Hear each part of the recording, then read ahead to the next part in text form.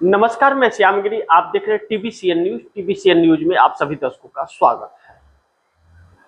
राहुल गांधी के बयान के बाद की सरकार एक साल में मोदी की गिर जाएगी, जैसे पूरे देश में तूफान सा मच गया है। लेकिन उससे भी ज्यादा मोदी सरकार के अंदर बेचैनी बढ़ गई है। लेकिन राहुल गांधी ने जो कहा कि सरकार गिर जाएगी, उन्होंने उसके उदाहरण में भी कुछ बातें कही जिस आधार पर सरकार गिरेगी उसकी बात कही।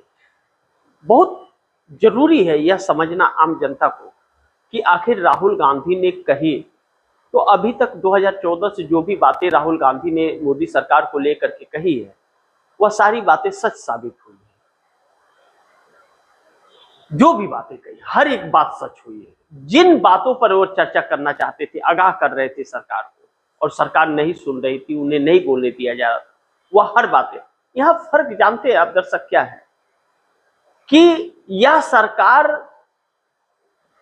क्रेडिट राहुल गांधी को मिले नहीं चाहते कि राहुल गांधी के कहने पर किया, और वह समझ इस सरकार के अंदर नहीं है, इसलिए चर्चा नहीं करने देना चाहते। अब ऐसे में उनका सारा काम खराब भी होता है। विपक्ष सवाल उठाता है तो सरकार उस पर गंभीरता से विचार करती है तो वह काम बनता है। लेकिन यहां विपक्ष को कोई महत्व नहीं दिया जाता है। अब राहुल गांधी ने आधार रखते हुए यह कहा कि सरकार गिरेगी, जैसे युवाओं का आक्रोश, गुस्सा बढ़ रहा है, पेपर लीक से बच्चे प्रताड़ित हो रहे हैं, उनका मानसिक संतुलन बिगड़ रहा है, वह आत्महत्या तक करने के लिए मजबूर हो जाते हैं। यह सारी चीजें चिंता का विषय है। बहुत से परिवार इकलौते बच्चे होते हैं, कर्ज लिए रहते हैं, उनका जीवन नर्क जैसा बन जाता है और सरकार उस पर कार्रवाई भी नहीं करती कि पेपर लीक हुआ तो किसी ने, मंत्री का इस्तीफा तक नहीं। अब ऐसे में किसान अमेरिकी ट्रेड डील से काफी परेशान हैं, मजदूर की मजदूरी जा रही है, लगे हुए रोजगार जा रहे हैं, नया रोजगार मिल नहीं रहे हैं, मैन्युफैक्चरिंग सेक्टर को खत्म कर दिया पूरी तरह से।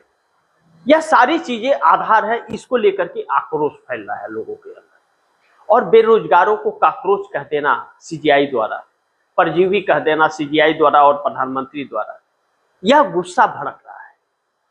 तो यह गुस्सा भड़केगा तो लोग सड़क पर आएंगे, सड़क पर आएंगे तो लोगों का दबाव और प्रेशर होगा, नेताओं का घेराव होगा। ऐसे में एनडीए गठबंधन के लोगों का मन विचलित होगा कि आखिर वह वोट मांगने उन्हीं के बीच जाना है, तो उनको फिर वोट नहीं मिलेगा तो उनकी राजनीतिक कैरियर समाप्त हो जाएगी, तो वह मोदी का साथ छोड़ने को मजबूर होंगे, सरकार गिर जाएगी।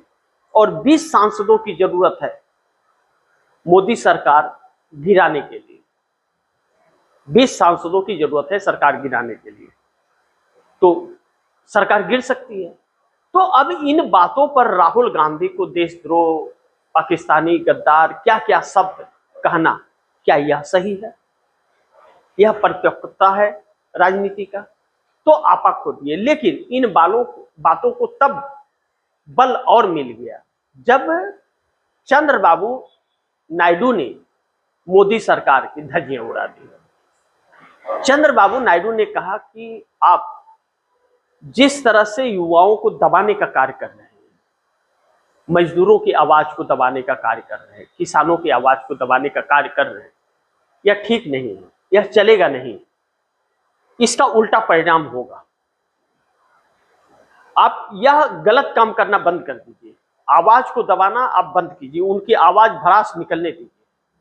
अगर वह उनके आवाज को दबाया जाएगा तो वो गुस्सा फूटेगा, तो फिर भयावह परिस्थितियां होंगी। ऐसे में मैं आपका साथ नहीं दे सकता। उन्होंने सरकार का साथ देने से साफ इनकार कर दिया, छोड़ दिया साथ सरकार का इस मुद्दे पर। उसके बावजूद मोदी सरकार समझने का काम नहीं कर रही है, तो ऐसे में सरकार गिर सकती है। चंद्रबाबू नायडू डिसीजन लेने के लिए मजबूर हो सकते हैं आंध्र प्रदेश के अंदर कि भाई जनता उनके खिलाफ हो जाएगी और युवा उतरेंगे तो हर जगह उतरेंगे। साउथ के युवा के साथ भी यही हो रहा है और यह चीज तमिलनाडु में देखा जा चुका है। तो चंद्रबाबू नायडू का अल्टीमेटम मोदी सरकार साथ छोड़ दिया। 18 सांसद हैं उनके पास, आगे वक्त आएगा समर्थन भी वापस ले लेंगे सरकार गिराने के लिए। अब दूसरी तरफ नीतीश कुमार भी किसी बड़े प्लान पर काम कर रहे हैं, ऐसा प्रतीक हो रहा है। क्योंकि जिस तरह पिछले दिनों जेडीयू के अंदर, नीतीश कुमार की पार्टी के अंदर बगावत हुए, घमासान मचा। नीतीश कुमार जानते हैं कि भारतीय जनता पार्टी उनकी पार्टी पर हाईजेक करना चाहती है, उनकी पार्टी को खत्म करना चाहती है, एकदम नीचे दबा करके रखना चाहती है। अब नीतीश कुमार फिर से जग गए नींद से। वह कुंभकर्णी नींद सोते हैं, कुंभकर्ण की जैसा 6 महीना सो जाते हैं, 6 महीने के बाद फिर उठ करके अचानक खेल करने लगते हैं। लेकिन अब उनका खेल भी नहीं चल रहा है। अब पार्टी में दोपहर, अब डिसीजन का वक्त आ गया है, नीतीश के फैसले का वक्त अब आया है और वह फैसला बहुत भयावह हो सकता है। कहा यह भी जा रहा है कि मिशन 130 विधायक पर काम कर रहे हैं, जो सम्राट चौधरी के लिए बड़ी मुश्किल सरदर्द हो सकता है। ऐसे में इंडिया गठबंधन की बैठक जून के पहले सप्ताह में होनी है। ममता बनर्जी ने अपने एक प्रेस कॉन्फ्रेंस में इसका जिक्र किया कि इंडिया गठबंधन के अंदर वह सभी दल हाजिर होंगे, राहुल गांधी भी होंगे और एक नई रणनीति पर काम होगा और इंडिया गठबंधन एकजुट होगा। यह बात सुनने के बाद में लालू प्रसाद यादव से के घर भी सब इकट्ठे हुए थे। यह सब होने के बाद मोदी सरकार के चेहरे की हवाइयां उड़ गई हैं कि वाकई ये तो फिर बहुत गड़बड़ हो जाएगा, सरकार गिर जाएगी। तो संकट में मोदी सरकार आ गई, लेकिन इसका तोड़ कुछ नहीं मिल रहा है। क्योंकि कांग्रेस जिस तरह से सड़क पर है, कांग्रेस की सड़क पर उतरना और यूथ कांग्रेस का हमलावर होना, शिक्षा मंत्री धर्मेंद्र प्रधान को 11 दिन का अल्टीमेटम मिला था, अब 7 दिन और बचे हैं कि उनके इस्तीफे की मांग हो रही है, वरना दिल्ली घेरा जाएगा। तो कहीं किसानों की तरह वह बैठ गए तो फिर समस्या आकर के खड़ी हो जाएगी। मोदी सरकार उलझ सी गई है। लेकिन जिस तरह पेट्रोल के रेट 10 दिनों के अंदर 8 रुपये 6 पैसा रेट बढ़ गया और यह रेट 150 रुपया लीटर तक जाना है, ऐसे वक्त में जब कच्चा तेल का रेट कम हो रहा है तो कांग्रेस हमलावर है और मोदी सरकार बच नहीं पा रही है। मोदी सरकार कहीं ना कहीं अमेरिका के सामने जिस तरह से सरेंडर की है अपने आप को, और राहुल गांधी यह बात पहले ही कह रहे थे, कंप्रोमाइज पीएम, तो बुरा लग रहा था। सरेंडर मोदी बुरा लग रहा था। आज सरेंडर और कंप्रोमाइज छोड़ करके सीधा ट्रंप के चरणों में सो गए हैं मोदी। और नरेंद्र मोदी की कमजोरी ट्रंप के पास एप्स्टीन के कुछ ऐसे सबूत हैं जिसकी वजह से आरएसएस और भाजपा का पूरा अस्तित्व खत्म हो जाएगा। राहुल गांधी इस बात को कहने में गुरेज नहीं करते और भारतीय जनता पार्टी के अंदर भी सुब्रमण्यम स्वामी यही कहते हैं कि नरेंद्र मोदी की दुखती नस ट्रंप के पास है। यह शख्स गुलाम बना देगा, इसलिए प्रधानमंत्री का चेहरा बदलना जरूरी है।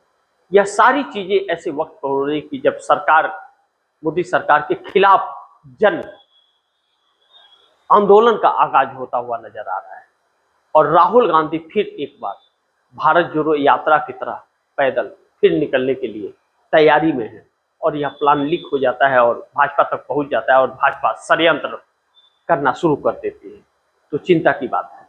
लेकिन राहुल को जो जननायक का पद मिल रहा है, वह वाकई राहुल गांधी ने इस सरकार को पूरी तरह से हिला करके रख दिया है। आने वाला वक्त नरेंद्र मोदी के लिए चुनौती है। जिस तरह से बच्चों का पेपर लीक हो रहा है या किसानों का दर्द जो अमेरिकी ट्रेड डील की वजह से दिख रहा है, जो मजदूर की मजदूरी जा रही है, मोदी सरकार गिराने के लिए यह काफी है। यानी कि राहुल गांधी की बातें सच हो रही है। बाकी आप दर्शक क्या सोचते हैं, आप दर्शकों की क्या राय है, क्या सुझाव है, कमेंट बॉक्स में जरूर दीजिएगा। इस खबर को ज्यादा से ज्यादा शेयर कीजिए, अपने दोस्तों को भी कहिए आगे शेयर करें। और आपने TVCN न्यूज को सब्सक्राइब नहीं किया, सब्सक्राइब कर लीजिए, अपने दोस्तों को भी कहिएगा TVCN न्यूज को सब्सक्राइब करें। मिलते हैं अगली खबर के साथ, तब तक के लिए नमस्कार।